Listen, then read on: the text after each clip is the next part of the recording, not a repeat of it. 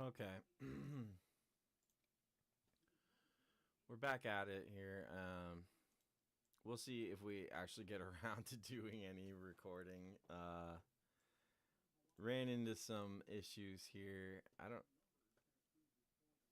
don't understand why I did run into those problems, but I had to do some things. I had to do some things. I had to move some things around.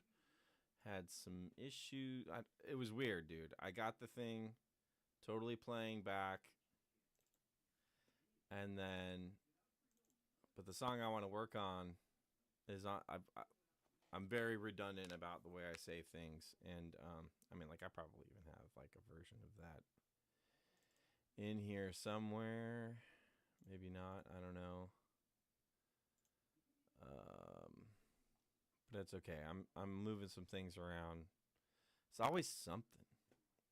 So figure I'll just hang out. We'll just hang out. Maybe we can. I don't know. Hit the notification bell. Hit the subscribe. Believe me, this does get better. I do sometimes hit a winning streak, and so well let's just hang out on the website for a little bit, and we can look at some things.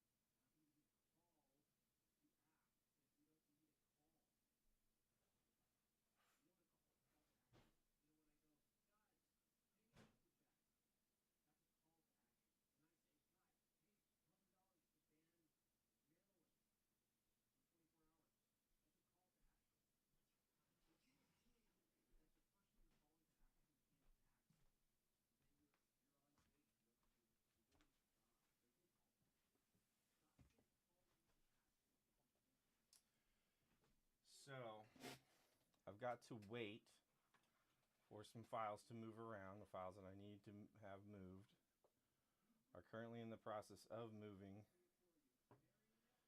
and I'm saving a copy over to my network drive. So I'll have a double redundancy on this dang song and the drum parts that I have there. I have a pretty decent, like, preliminary mix going on already with it, but so let's so maybe let's watch this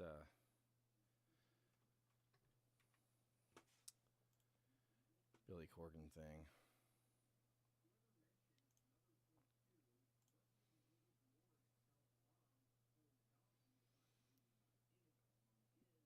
If you didn't know already, Billy Corgan on his podcast, what's it called? The Magnificent Others. Sat down with a dude. What is this? Is this some demon stuff?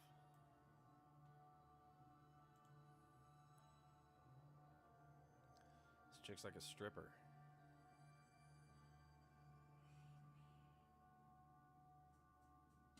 I think I do hate you.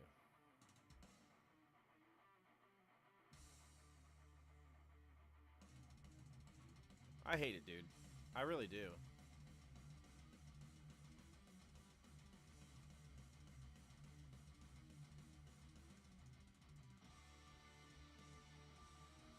It's what garbage. Garbage. Garbage. Wow. I hate it. I do hate it. It's freaking terrible. Oh, here's some basic metal riffing going on. Well, I'm gonna watch the one that I haven't seen already. On the Magnificent Others. Here, let me take a look at the guy that I was thinking of. What is his name? Conrad something. His name is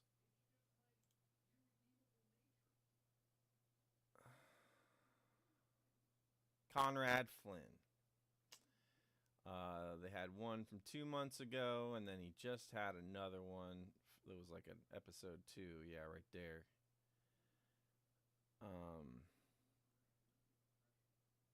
I guess this one's the most recent one. The Melissa Optimer one is the one that it's suggesting to me. But when did this come out? Oh, yeah, a day ago. So, yeah, this is more recent. But the Conrad Flynn one, totally awesome. He's, just spilling the beans, you know what I mean? You know what I mean.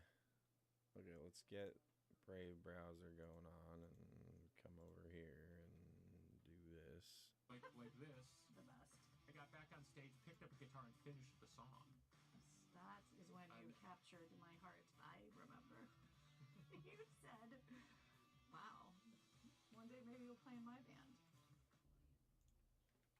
Okay, here we go. We're going to get to the tough. I've been waiting 20 So we're just going to listen to some rock and roll stuff. Here's your new book. I have lots of Oh my goodness. deeply penetrating questions and Your spirit is squeezed into those concerns. pages. The origin story of me and you. Oh, all right, so let's on origin story. So we'll start with Nick and Linda. Oh, yes. Thank you. Take me to Nick and Linda.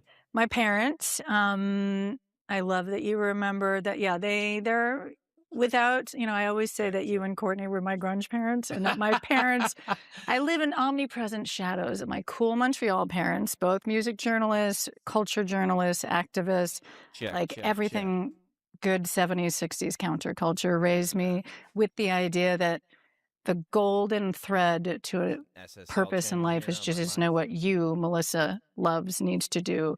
Never work for the man, never work for anybody else but your vision of what the world needs. And so they're the best role models. My father died, as you know, like super long ago, but with him, I feel like the baton was further passed, that I really look up to my parents, and they were the best role models for what I feel like the 21st century needs more of, which is unique individualism. Talk a bit about, though, your dad's sort of cult personality in Montreal. Okay. Well, that's also what's interesting is because I grew up in the shadow of a larger-than-life person. My father was a journalist turned politician, but also a man about town, ran out of... A bon vivant, boulevardier, smoking, drinking, intense lifestyle, not unlike the people of the rock bands that you and I were not, but other people in rock bands. But this might have something to do with us ending up in those bands with those people. It's true. Or even romantically being involved with those types of people. Yes, it is true, actually. So he was both like remarkable and impossible. And he, I grew up on the campaign trails on, election nights. What was his political platform? He was proud. He was an independent, and he founded about 10 different Montreal independent movement parties. And every time he left a party, they'd say, "Nick, you're so inconsistent." He's like, the parties change, I don't change. And his thing was entirely the people have the power. Corporate government, don't trust them. So he was just he was a radical socialist who wanted to fight for the people. I didn't know this, or if I did, I'd forgotten, but I saw some allusion in doing the research to interview you about this kind of traveling with your parents, like gypsy life. That's my mother, yeah. Can you talk a little bit about that? So my father injected me with all the political public-facing stuff, and my mother injected me with the no man is ever going to define who you are. She chose to be. She got that one through. Yes, she had me as a single mother because she didn't tell my father I was born until I was 2. So they had a romantic weekend. She had what she wanted, and before I met my father, I had lived in a circus caravan in Wales, a British post office truck in Morocco, and a hut in Kenya, Africa, with chimpanzees. My mother was a radical, independent hippie woman who brought her little girl on that trip and I spent my second birthday, St. Patrick's Day, 1974, in Africa. I have the photo of my birthday party in an African tribe of children and me, which is, I think, where I got injected with the travel nomad came from my mother, and my father, public mania. He gave me that ability to walk into the spotlight with you. Yeah. I met you, I think you were 19 or 18. 19? Yeah, probably university, I think, was still kind of generally in the mix. I was at university. It was summer of 91. Tell me about the face school. Yeah. So no one wanted me to go to the face school, so I'm a little jealous. My father didn't love the idea. My mother was determined to go to an experimental art school where they did not have to learn English, history, or math until later. And the foundation was fine arts core education. And the trick, it was a 70s, it was like the LaGuardia, the famed school of New York. And it was a public school. And the idea was if you get kids to do art and performance, they will like education, which was true. Because when I ended up in university, which is what I left to join rock bands, I didn't want to leave because I had been loving school my whole life. Yeah. So it was an amazing art school, and I went straight into university at the fine arts department at Concordia, which was the hope was to be a photographer or just an artiste? Art, for me, it was always multimedia. Photography in school, bass at home in my room. So I always envisioned I'd be able to marry the two together. And I was like, I could maybe be like a rock photographer as a musician, but it was to be a fine arts photographer, like a conceptual artist with photography as my core. Yes. How'd that work out? Well, I got hijacked by rock bands and I persevered in that I was like actually angry at you for convincing me that I was planting the seed of destiny, which was join a rock band. I loved rock music, but I did not like having to compromise my photo passion. So that turned into becoming an obsessive documentarian. And Wise, by the way. Turns out that a quarter century later, a little bit of my photos are in the memoir, but following the memoir is my 90s rock photography museum exhibit and photo book that comes out in September. So I took a roll of film every day in whole in the Smashing Pumpkins. Wow. And I did not know that. 15. Did you notice me taking photos on stage every show? Not at all. Yeah, you were busy. But especially once I joined the Pumpkins and I didn't have to play like sidekick backup vocalist, foot switches, timers. I had 3 cameras on every stage that we played.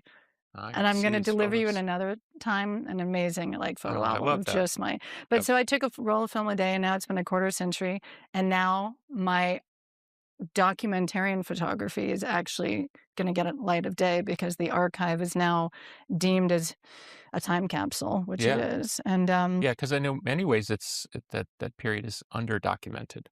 And lost in the analog digital transition. So even the people who documented it, and as you know, we came from like indie cool, and then all of a sudden we were like Mark Sillinger, fancy photography. We didn't have the in-between, so there's actually an under-documented DIY vibe, and that's what I did. Like I recently ran into Beck when he was playing with Boston Pops at Tanglewood and when I walked backstage, I hadn't seen him since Lollapalooza 95. And I was delivering him a little Polaroid from my Lollapalooza photography. And he was like, I remember you had a camera and you were the only one who wasn't embarrassed to take a picture because everyone in the 90s pretended they didn't care, but you were like a tourist. And it's true. I genuinely was like, this is so exciting. I'm on tour with Pavement. I'm on tour with Beck. I'm going to take pictures. And I realized that culture that we had of like anti-caring, but you and I didn't do it. We were very like passionate care. We didn't pretend. We didn't want to like. I just wish I'd documented more. Yeah. Well, you were busy and you also had other people documenting for you, whereas it's a different discussion. I didn't. I had to document for myself, but I also was mainly a photo student who was like, I can't go to RISD and become an art photographer, so I'll just find this new language, which was documentary. Oh. Yeah. Okay. Yes. July 23rd, 1991. That's our day. say this because I can't speak French. La Foufounes Oh électroniques. my God, I love that. Quebecers are going to love this. So, Les Foufounes électriques is Canada's CBGBs, translated in French. Les Foufounes électriques, the crazy punk club. You played your first Montreal show Yes. in July 91, translates to electric buttocks. Okay, did not know that. Yeah. Gross. See if this jogs. What happened? What happened that night? Well, How we'll did get I there. meet We'll you? get there. See Okay. if this jogs your memory. My memory is that the sun was still up when we were playing.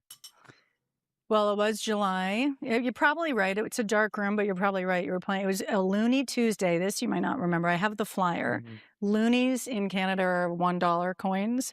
So you were playing for $1 on Yeah. a Tuesday. I was a ticket girl at that venue. Okay. And So you got in for free.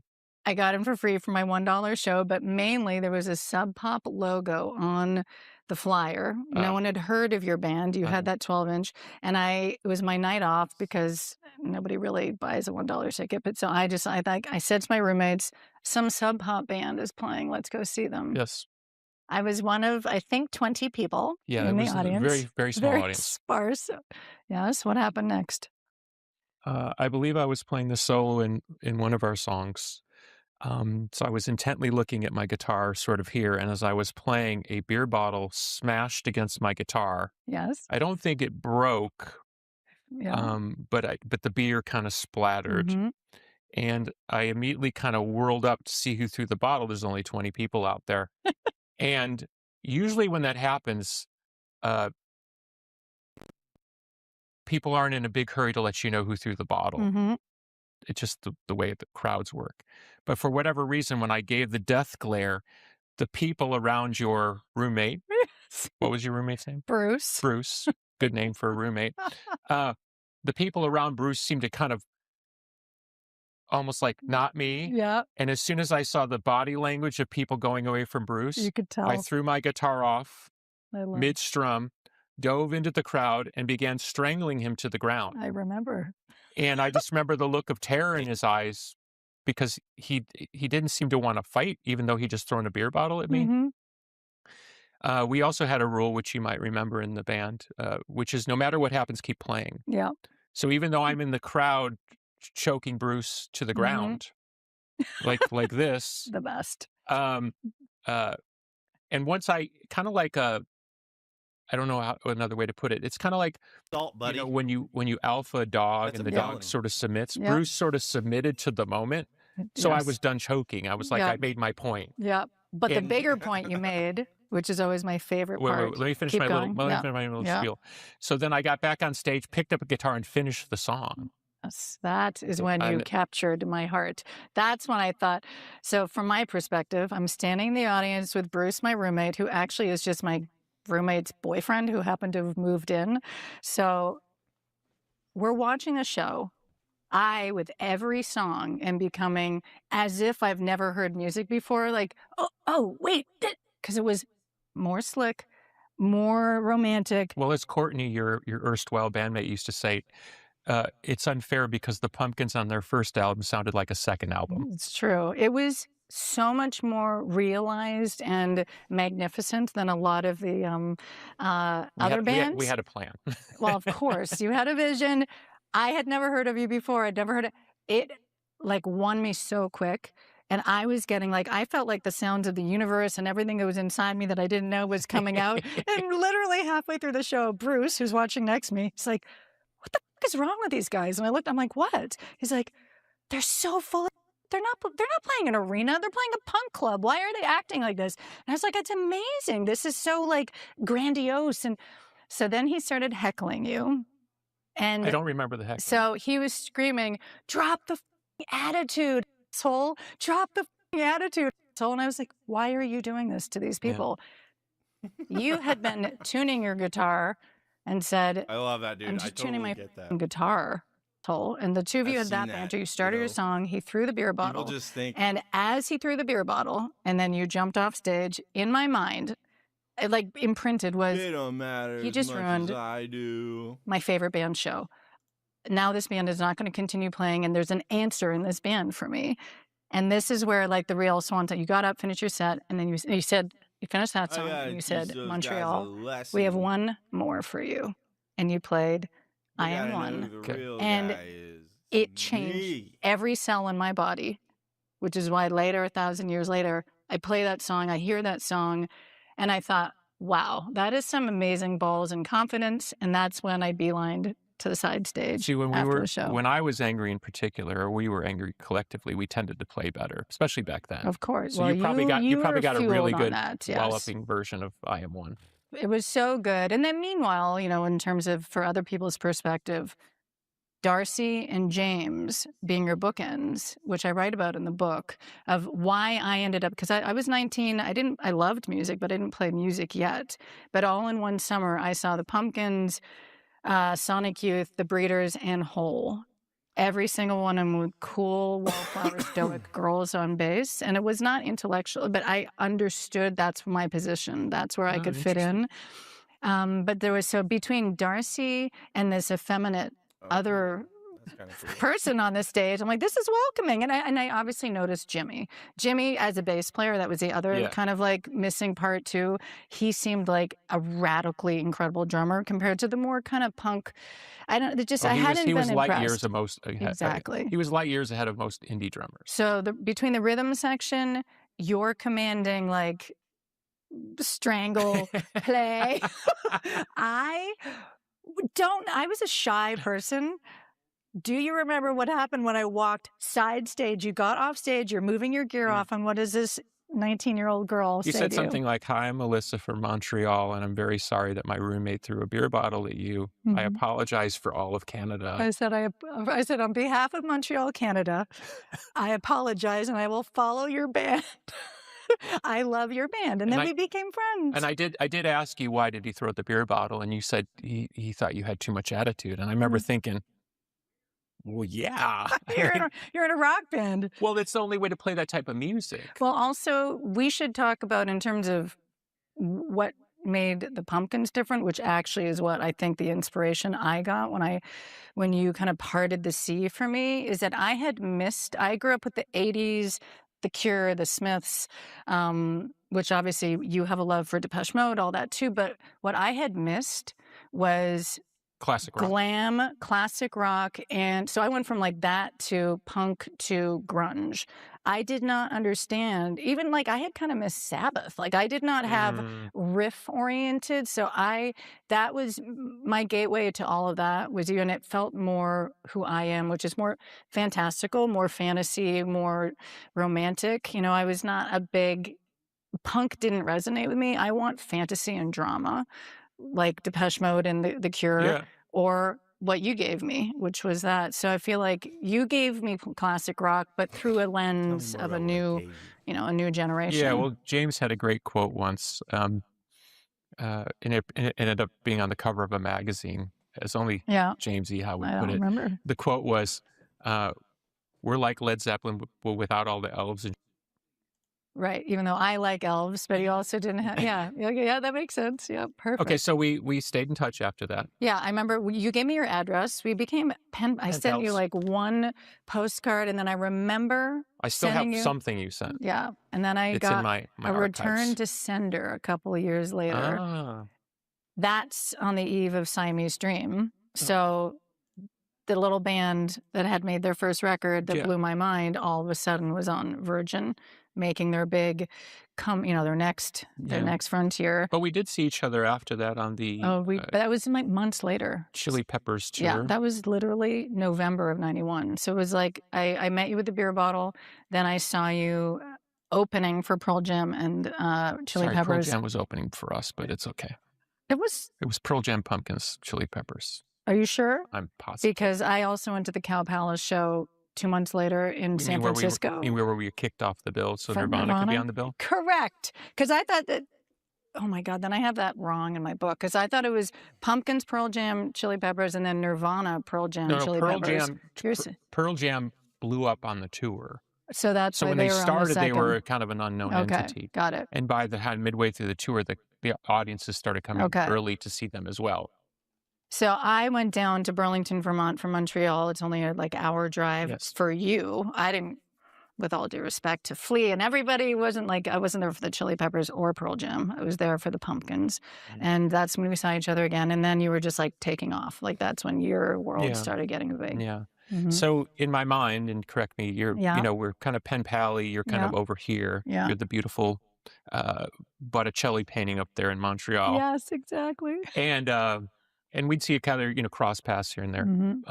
But then there's this moment where you're in this band Tinker. So talk about Tinker a little bit. Well, totally Pumpkins inspired. I, after that summer, decided I've got to get a bass. I started, found mentors with guys kind of your age in my rock scene in Montreal.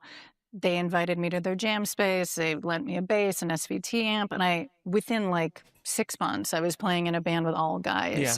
And then I formed this band Tinker, which I think existed for not more than a year by the time I even left Montreal. But so the band Tinker, the other band member, Steve Durand, I met at the pool table when I was DJing, because I was a cassette DJ at the dive bar. Cassette DJ. That's really taking the hipster thing to another level. It literally was hip. I started there at 19. I was DJing before I was even playing bass, and all I did was make mixtapes, press play pool, not take requests. And after I saw your show, I went to Sam the Record Man and I bought the Gish cassette, and I played it on auto repeat the whole album. And I would occasionally be like, we're only playing one album for this hour, thank you. And I was playing Gish, playing pool. Yeah. And this Cornell West cute looks guy like Sam that I'd never met, a bike courier guy, came up to me. He's like, is this... Oh, we're going to check this out real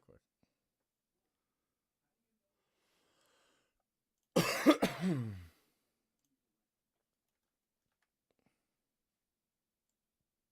Said Cornell West looks like Sam Hyde dressed up as Frederick Douglass.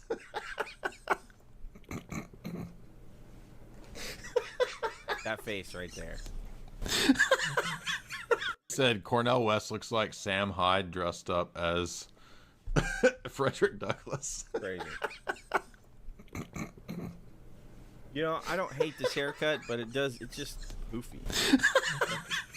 Said Cornell West looks like Sam Hyde dressed up. It never calmed down since the haircut. But anyway, let's go back. The Pumpkins. And I was like, how do you know that? Because, that was that time where your secret, favorite band was, only yours. He's like, I just saw them in Toronto last week. And he had seen the same show, but in Toronto. And he instantly, he won my trust. And I said, I got a jam space around the corner. We started this little band Tinker. And it was only our 6th show when I feel like I should Siamese just Dream exploded. And you were coming through town with the Siamese Dream tour fall of 93. What year? Siamese Dream came out? I want to record. I wanted to do this. I wanted to record. So let's see if I can just, stop that whole program in there. And wow, what happened here?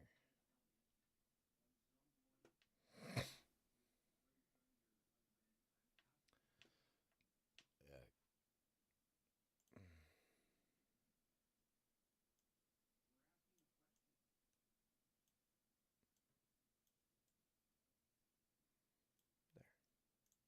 much better. Yeah, I'm. That's what I'm going to do. I'm going to try to swap this over. I'm just trying to... I don't know. It's like halfway through, but I can do it later. So I might as well do it now. I'm going to cancel that process, and then we'll just bring things back in here and just do it. I don't know. It's just that I want to hear the drums in the background. You know what? There's an easy way to do that. It won't take very long.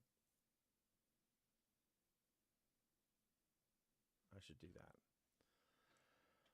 that. Ugh.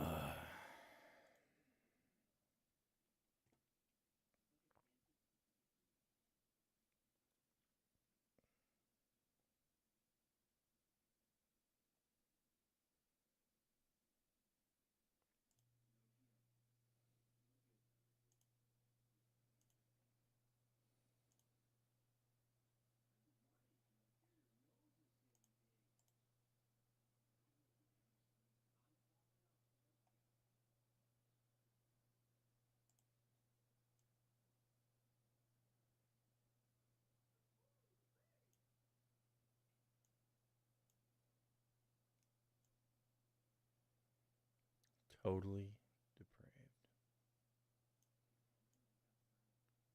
Right there.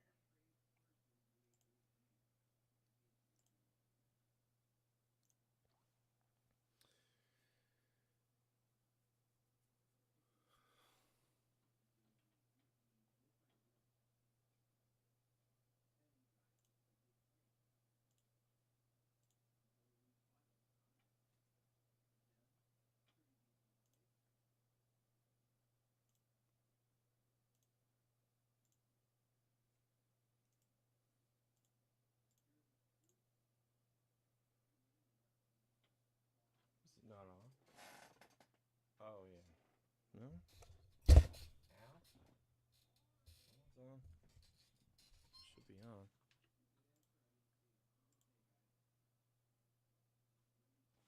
Do I not have... I must not have... I don't. Well, that explains it. Okay.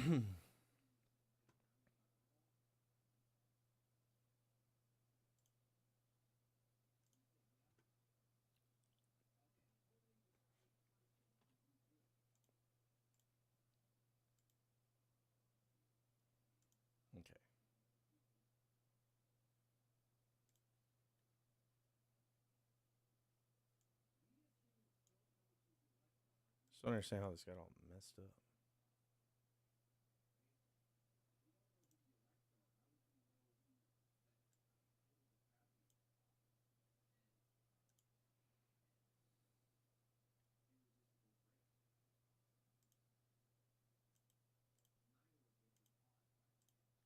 Jeez.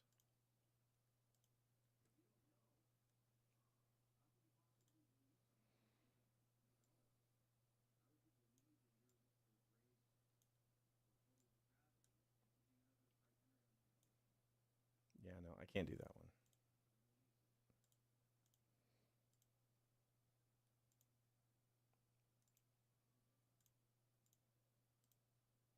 There we go.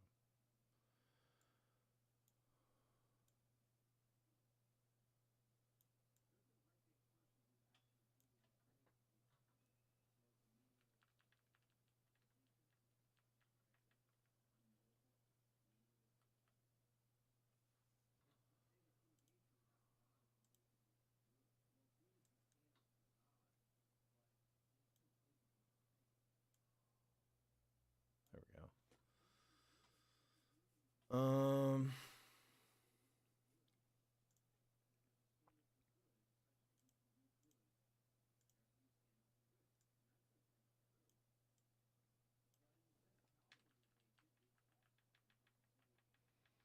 I guess I'm just getting things kind of set up here because.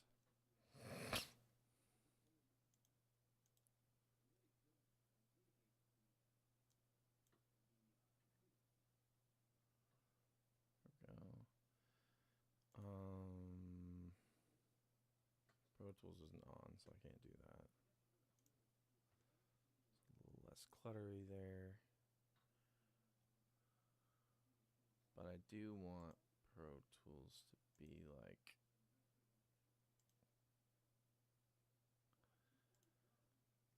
Here, let's just open it.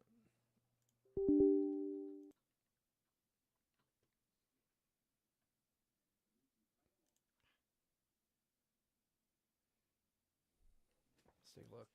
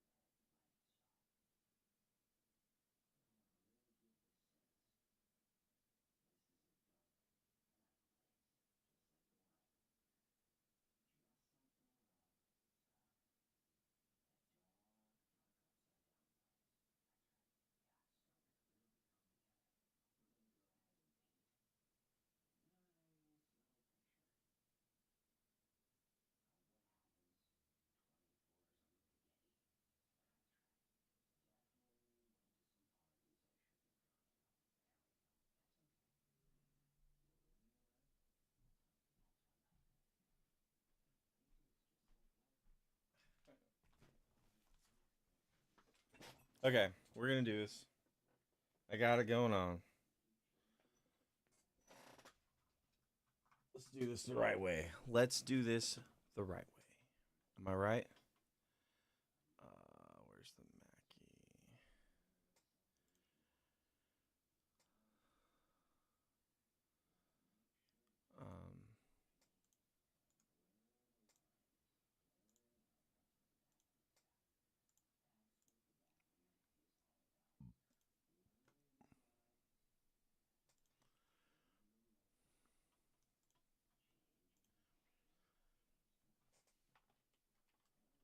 Um,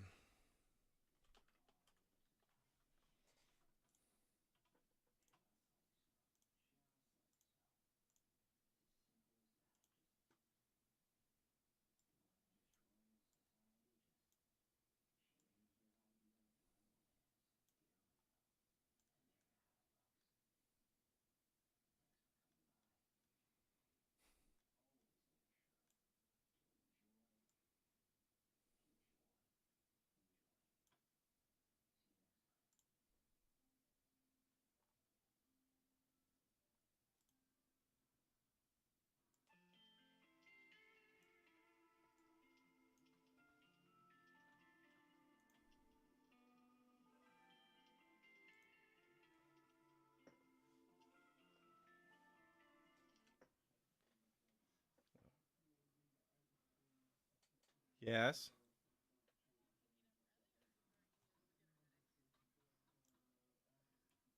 Yeah, I'm getting her. Yeah.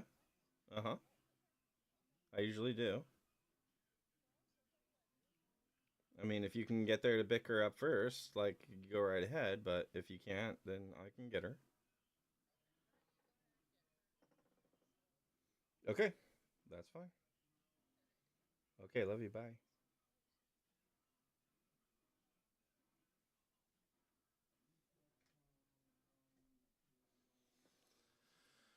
Okay, what am I doing? This is a mess. What a mess. Nope, that's not it. This is where I'm at. Okay, I see what's going on. I'm all messed up.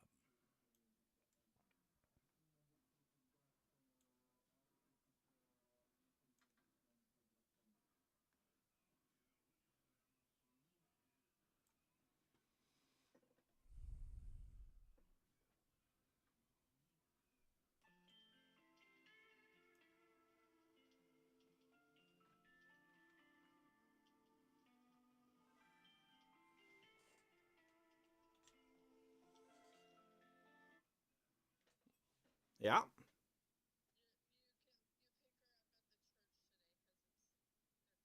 It's Thursday. Yeah, that's right. Thanks for the reminder. Love you.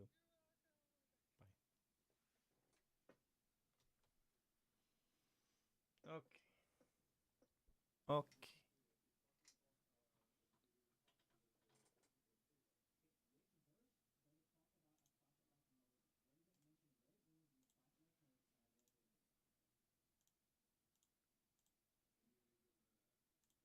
Okay.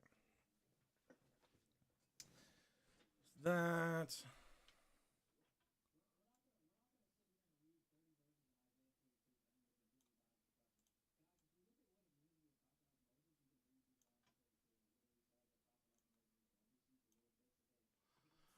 Okay. And now.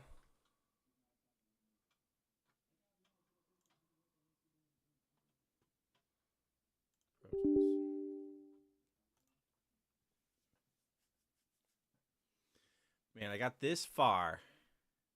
I can't believe it.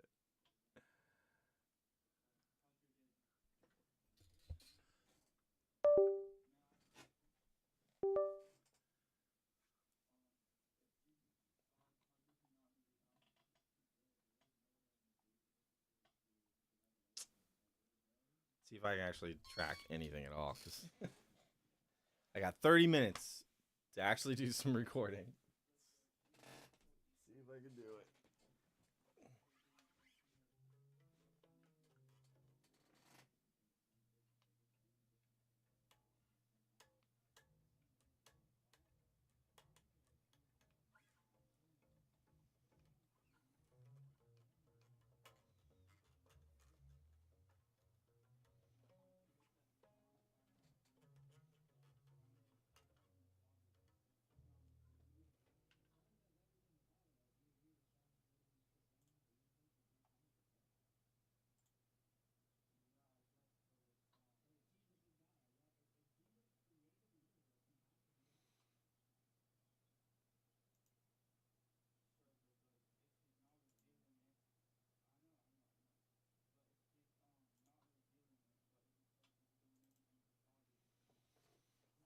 I should have just done this in the beginning.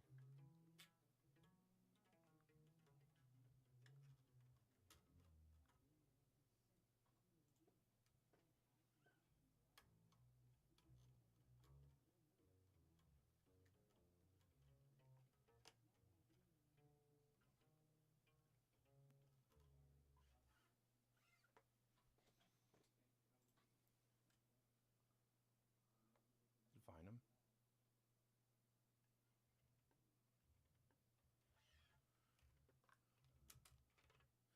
Now it doesn't have any beats whatsoever.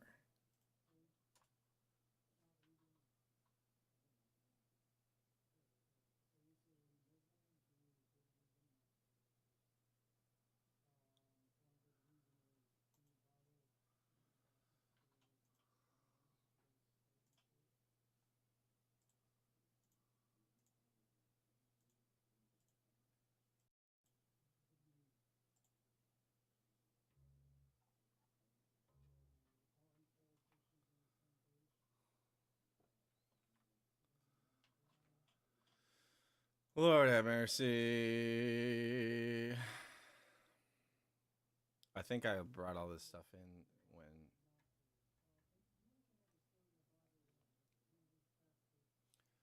Lord have mercy, Lord have mercy, Lord have mercy, Lord have mercy, Lord have mercy, Lord have mercy, Lord have mercy.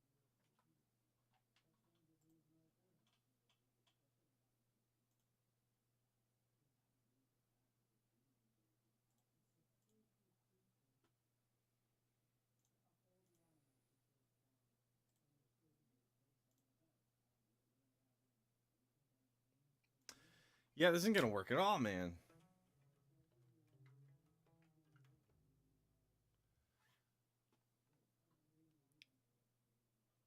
I've got to rebuild this whole session, which is very gay. Here's what I'm gonna do.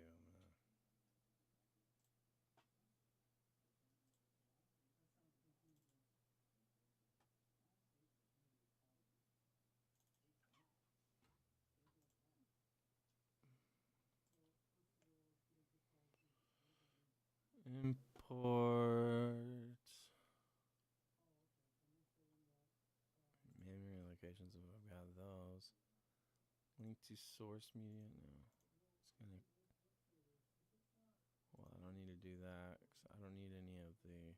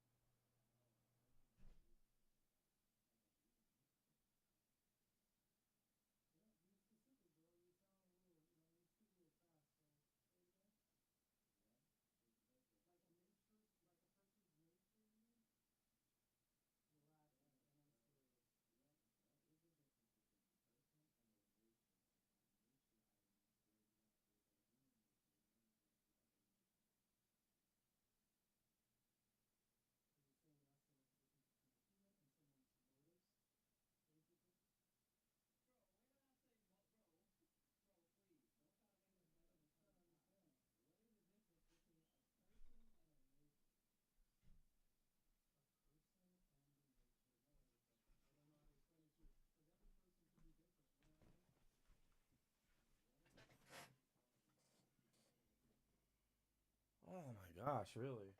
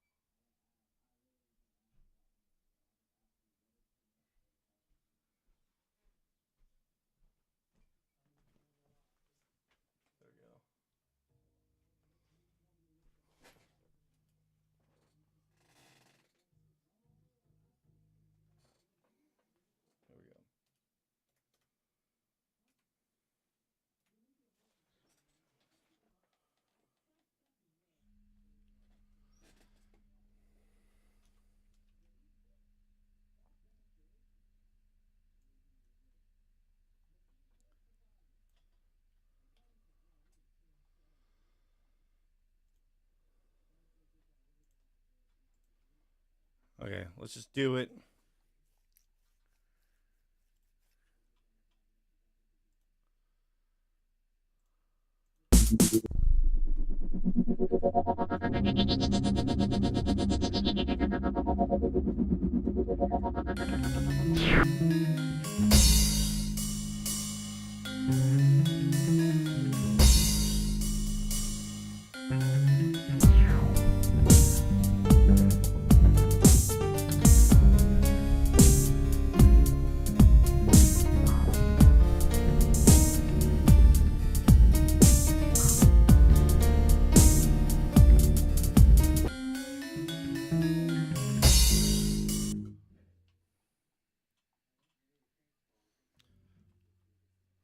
Okay, we rocking.